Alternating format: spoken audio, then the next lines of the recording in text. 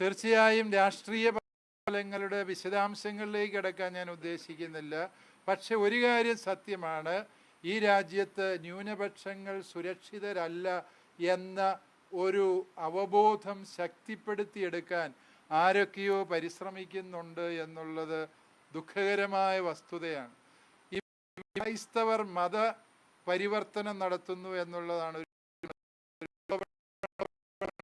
40 വട്ടം ഇത്തരം കേസുകൾ വരുമ്പോൾ ഉന്നയിക്കുന്നത്.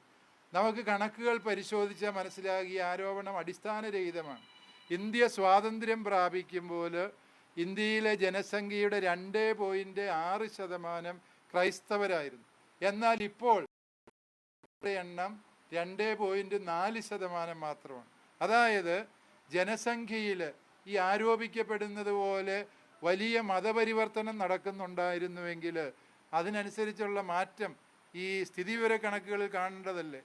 ഇത് ഒരാളെ അന്യായമായി ആക്രമിക്കുവാൻ വേണ്ടി, തടങ്കലിൽ വയ്ക്കുവാൻ വേണ്ടി കിരാതമായ ചില നിയമങ്ങൾ, മതപരിവർത്തന നിരോധന നിയമം എന്ന പേരിൽ പല സംസ്ഥാനങ്ങളും പാസാക്കുകയും പ്രസ്തുത നിയമത്തിൻ്റെ മറവിൽ ന്യൂനപക്ഷങ്ങളെ വളരെ ദയനീയമായി പീഡിപ്പിക്കുകയും ചെയ്യുന്ന സാഹചര്യമാണ് സംജാതമായിട്ടുള്ളത് എന്ന് നമുക്കറിയാം.